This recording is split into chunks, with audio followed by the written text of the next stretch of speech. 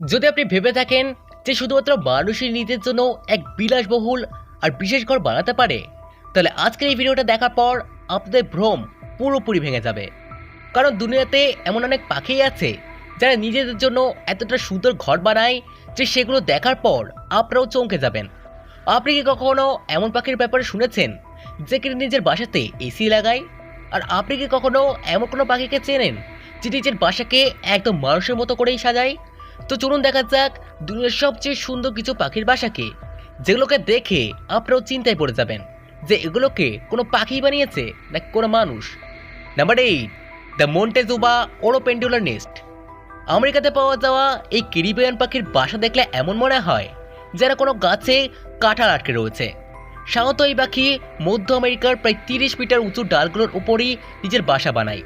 বাসাগুলোর দৈর্ঘ্য 60 থেকে 180 সেন্টিমিটার পর্যন্ত হয়ে থাকে। এই বিশেষ বাসাকে বানানোর জন্য এই পাখিদের শুকনো ঘাস আর কাঠের দরকার পড়ে, যেগুলোকে খুঁজতে এদের অনেক বেশি কষ্ট আর পরিশ্রম করতে হয়। আপনি যেটা অবাক হবেন যে এই পাখি একই গাছে 100রও বেশি বাসা বানাতে পারে। তো যদি আপনি কখনো আমেরিকাতে যান আর আপনি কোনো গাছে কাঁঠাল দেখতে পান, তাহলে সেটা ভাঙার আগে সেটাকে অবশ্যই একবার দেখে নেবেন, যাতে আপনি ভুল করে মন্টেজুমা ওরোপেন্ডুলা পাখির বাসার সবজি না বানিয়ে ফেলেন। Number 7, malleefowl nest. কথা যখন পাখির বাসার হয় তখন আমাদের নজর সবসময় গাছেই টিকে থাকে, কারণ আমাদের মাথায় ছোট থেকেই পাখির বাসার এক এমন ছবি জমে রয়েছে যা গাছেদের ডালে গিয়ে রয়েছে। কিন্তু অস্ট্রেলিয়াতে পাওয়া যাওয়া এই পাখি নিজের বাসা মাটিতে বানায়, আর তাও নিজের পাঞ্জা দিয়ে খুঁড়ে, যে কারণে এদের বাসাকে দেখে আপনার কোনো কুয়োর কথা মনে পড়তে পারে। এই বিশেষ বাসাগুলোকে বেশিরভাগ স্ত্রী পাখিরাই বানিয়ে থাকে, যদিও অনেক সময় পুরুষ পাখিরাও তাদের সাহায্য করে দেয়। কিন্তু এই বাসা তখন আরও বিশেষ লাগে যখন এই পাখি নিজের বাসায় ডিম দেয়। এই ধরনের এই পাখি নিজের বাসাকে ডালপালা দিয়ে এমনভাবে ঢেকে দেয় যেন দেখে কেউ বুঝতেই পারবে না যে সেখানে কোনো পাখির ডিম আছে। এই পাখিদের মানুষদের সাথে কোনো শত্রুতা নেই, বরং তারা এরকমটা এই কারণে করে থাকে যাতে কোনো শিকারী পাখি বা জানোয়ার তাদের বাসা আর তাদের থাকা ডিমকে দেখতে না পায়। তাদের বুদ্ধিত্ব সত্যি তারিফ করতে হবে। হয়তোবা এই কারণেই এই পাখির বাসাকে দুনিয়ার সবচেয়ে সুরক্ষিত পাখির বাসা বলে মানা হয়ে থাকে। Number 6, Boer bird nest. Number 6 এমন একটি পাখির বাসা রয়েছে যাদের কিনা আমাদের মানুষদের মধ্যে ঘর সাজানোর শখ রয়েছে। এই ন্যাচারাল আর্টিস্টের নাম হলো বোয়ার বার্ড, যার বাসা পাখিদের বাসার তুলনায় অনেক বেশি আলাদা হয়ে থাকে। এই পাখিও নিজেদের বাসা মাটিতে বানিয়ে থাকে, কিন্তু তাদের বাসা এতটাই অদ্ভুত হয়ে থাকে যে প্রথম নজরে এটা দেখে কোনো মানুষের ঝোপঝাড় মনে হবে। এমনকি আপনি এই পাখিদের বাসাকে দেখে এটাও ভাবা শুরু করে দিতে পারেন যে কোনো পাখি নিজের বাসাকে এতটা সুন্দর কীভাবে বানাতে পারে। তবে বাসা বানানোর জন্য এই পাখি কোনো হিরে বা গয়না ব্যবহার করে না, বরং এর জন্য সে নিজেও পাতলা আর শুকনো ডালপালা ব্যবহার করে থাকে। এইসব ডালপালার মাধ্যমেই সে নিজের বাসাকে ঝোপঝাড়ের মতো আকার দেয়। একবার যখন এদের বাসা তৈরি হয়ে রেডি হয়ে যায়, তখন বোয়ার বার্ড তাকে সাজাতে লেগে যায়। তারা নিজেদের বাসা আর আশেপাশের জায়গা সাজাতে এতটা শখ রাখে যে তারা যা কিছুই পায় তারা সেটা দিয়েই নিজের বাসায় সাজিয়ে দেয়। এসব দেখে এটা তো বোঝাই যাচ্ছে যে তারা একজন artist. Number 5, hummingbird nest.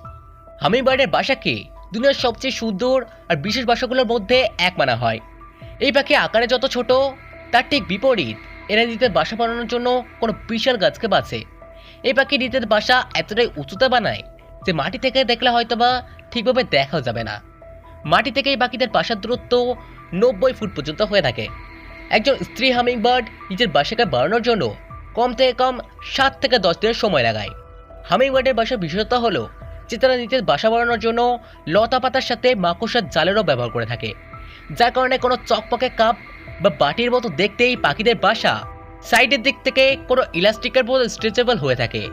এই ইলাস্টিকের লাভ হামিংবার্ডের বাসায় জন্মানো তাদের বাচ্চারা পায়। এদের বড় হওয়ার পাশাপাশি বাসার আকারও বড় হতে থাকে। এরকমটা না যে হামিংবার্ড তার বাসাকে শুধুমাত্র সাজসজ্জা আর আরামের মতো করেই বানায়, বরং এর সুরক্ষার প্রতিও সে নজর রাখে। এই কারণেই নিজের বাসাকে শিকারী পাখিদের থেকে বাঁচানোর জন্য এই হামিংবার্ড তাকে চারিদিক থেকে পাতা দিয়ে ঘিরে দেয়। এই কারণে সাধারণত অন্য কোনো পাখি বা জানোয়ারদের নজর পাতার তৈরি করা বাসার উপরে যায় না, আর তাদের বাসাও সুরক্ষিত থেকে যায়। Number 4, bald eagle nest. Number 4 এর ব্যাপারে কথা বলার আগে যদি আমি আপনাদের জিজ্ঞাসা করি যে একটি পাখির বাসা কতটা বড় হতে পারে, তাহলে হয়তোবা আপনারা কোনো খাবার প্লেট বা ট্রের কথা বলতে পারেন। কিন্তু যদি আমি আপনাকে বলি যে পৃথিবীতে এমন একটি পাখি আছে যার বাসা 12 ফুট লম্বা আর 6 ফুট চওড়া, তাহলে কি আপনারা আমার কথা বিশ্বাস করবেন? হয়তোবা করবেন না। কিন্তু আমাদের লিস্টে থাকা বার্ড ইগলের বাসাকে দেখে আপনাদের সমস্ত ভুল ধারণা দূর হয়ে যাবে। এটা তো আমরা সকলেই জানি যে বার্ড ইগলকে সবচেয়ে বড় শিকারীদের মধ্যে এক মানা হয়। এরা যখন নিজেরাই আকারে এতটা বড় হয় তখন এদের বাসার আকার তো বড় হবেই। আপনারা জেনে অবাক হবেন যে তাদের বাসা প্রায় 12 ফুট লম্বা আর 6 ফুট চওড়া।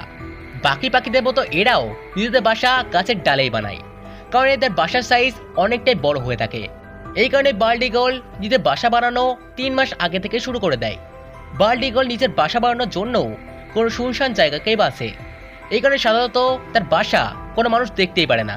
কিন্তু সবচেয়ে অদ্ভুত কথা হলো যে ঈগল নিজের বাসার সাইজ সময়তে বাড়াতে থাকে, যার কারণে ধীরে ধীরে এদের বাসার সাইজ আরও বেশি বড় হয়ে যায়।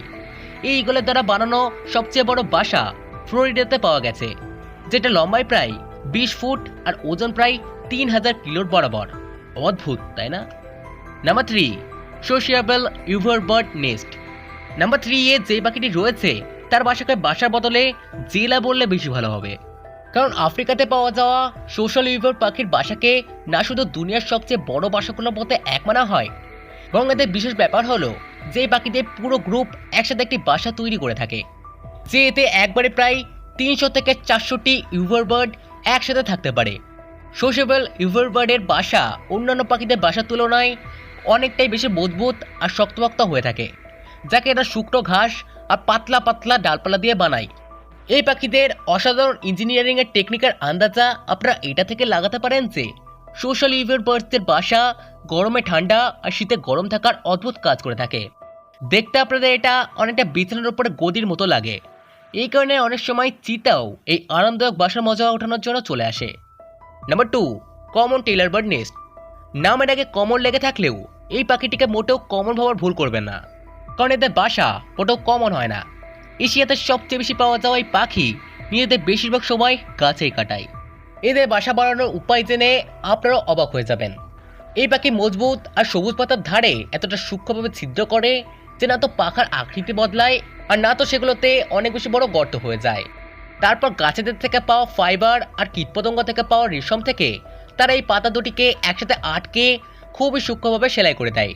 এটি অনুমান অনুযায়ী কমন টেইলার বার্ড একটি বাসায় প্রায় 100 থেকে 200টা গিট বাঁধে, যাকে একে জোড়ো হওয়ার সাথে সাথে অন্যান্য পাখিদের শিকারের হাত থেকেও একে বাঁচিয়ে রাখে।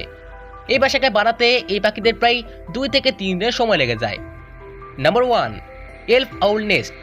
দিনের বেলা ঘুমানো আর রাতের বেলা জাগা প্যাঁচার ব্যাপারে তো আমরা সকলেই জানি। আর আমরা এটাও জানি যে প্যাঁচা সাধারণত নিজেদের বাসা উঁচু উঁচু গাছের মধ্যে বানিয়ে থাকে, কিন্তু এলফ আউল সাধারণ প্যাঁচার মতো অবশ্যই না। সে নিজের বাসা উঁচু উঁচু গাছের ডালে না, এবং কাঁটাওয়ালা ক্যাকটাসের গাছে বানায়, যা দেখতে মোটেও সাধারণ বাসার মতো লাগে না। এরকমটা এই কারণেই কারণ বাসা বানানোর জন্য তাদের কোনো প্রকার কোনো ঘাসের পাতা বা ডালপালার দরকার পড়ে না। তারা শুধুমাত্র ক্যাকটাসের কাছে খুঁড়ে তাতে একটি বিল বানায়, আর সেই বিলের মধ্যেই থাকে আর পরে ডিম দেয়। এলফ আউলের বাসা বাকি সমস্ত প্যাঁচাদের বাসার তুলনায় অনেক বেশি সুরক্ষিত আর আরামদায়ক। তো যাই হোক বন্ধুরা, আপনাদের এর মধ্যে কোন পাখির বাসাটি সবচেয়ে বেশি ভালো লেগেছে তা অবশ্যই আমাদেরকে কমেন্ট করে জানাবেন। আর ভিডিওটি ভালো লেগে থাকলে ভিডিওকে লাইক করে আমাদের চ্যানেলটিকে অবশ্যই সাবস্ক্রাইব করে নেবেন। তো দেখা হবে আবার নেক্সট ভিডিওতে, তখন জন্য ভালো থাকবেন। ধন্যবাদ।